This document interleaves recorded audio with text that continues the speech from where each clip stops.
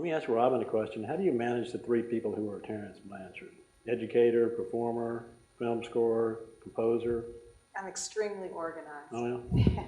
I am. I think that I'm always true to what Terence wants to do. It's not about necessarily what I think the best thing is to focus on at that point. It's a lot in consult with Terence with what he wants to do. I knew that, for example, from the When the Levees Broke project, that the music was so great and so rich that it couldn't just exist in that format.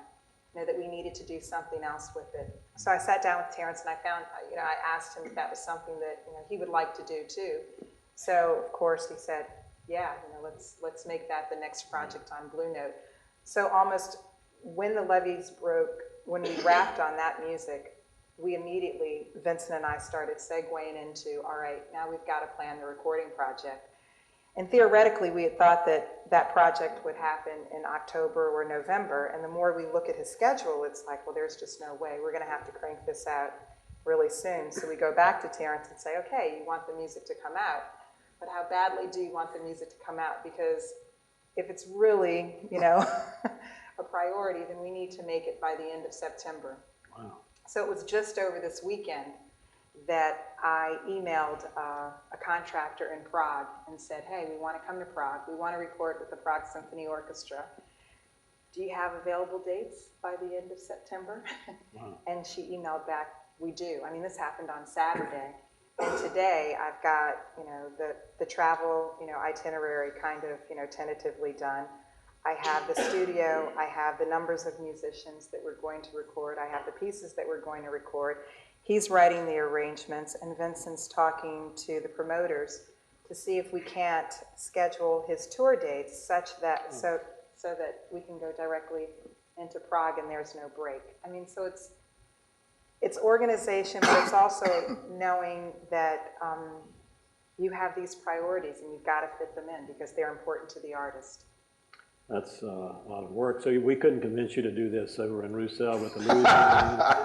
Let's talk about that later. Okay. Well, Vincent, you're kind of the ringmaster of this traveling circus, I suppose. You want to tell us about what it is to be a road manager for such a... Flexibility, fearlessness, all that.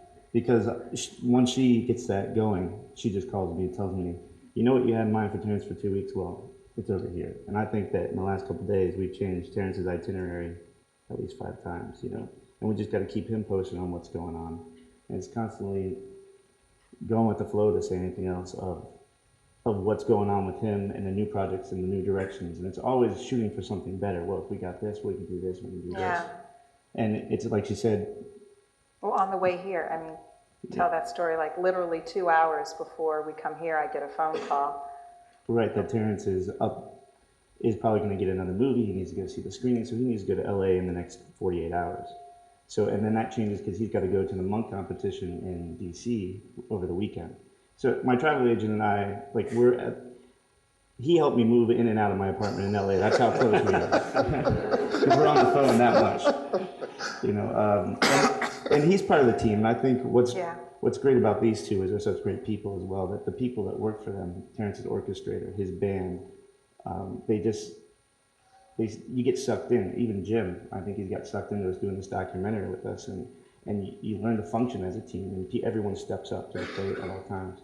And I always look at that's always my job, is especially on the road, you really never know what you're going to run into. Or even today, I woke up with my set of priorities. I haven't even gotten to those today. I'll probably go back after this and get to those, because things just start coming in all directions, especially. My favorite line of Terence is, hey man, and that always means drop everything you're doing because here's the curveball, and it could be at... I say that all the time? All the time. It could be at 6 a.m., it could be at midnight, it could be whenever, and you just got to go get to it. And I would say, in this business, that you have to really love what you're doing for that reason, but at the same time, that's why I do love the job, is because there's no day alike, ever. And it's, in the end of the day, it's all about the music, really, especially with him.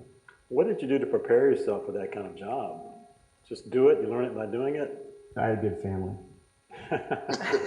No, the funny part was when he came and he applied for the job. We're sitting there trying to tell him exactly how all of this is going to go on, and he's so wide-eyed. He's like, "Okay, sure." I'm like, "Okay, now, make sure you keep your phone on 24 hours." Yeah. Because I say the first year, I mean, the hardest part for anybody taking this kind of job with any artist, but for me, it's with Terrence, it's learning to think like him. Because I got to think, all right, if this is going to happen, he's not going to like this, or he's going to like this, and just start, because he doesn't want me calling him, hey, do you prefer, Dasani water over Avion? It's Bryce, that's the saxophone player, I need to call him. But you just learn to and I find myself thinking like him all the time. I can talk to a promoter and I know the answers to the questions of what he's going to like and what he's not, what time he likes to interview, what time he doesn't. 8 a.m. right? And let me tell you, it's a no, it's a godsend because having both of these people, really makes it easy on me because the only thing I have to do is really worry about the music, and given the type of career that we all have, I mean, it's kind of interesting. It's like, my name is on the project, but it's not me. I mean, it's like all of us together, because we all have to juggle. I think, his job would be different if he worked for another artist who just did performances. Her job would be different, But by me having these three careers, which she kind of fostered, by the way. She didn't tell you that part. She did that. Yeah.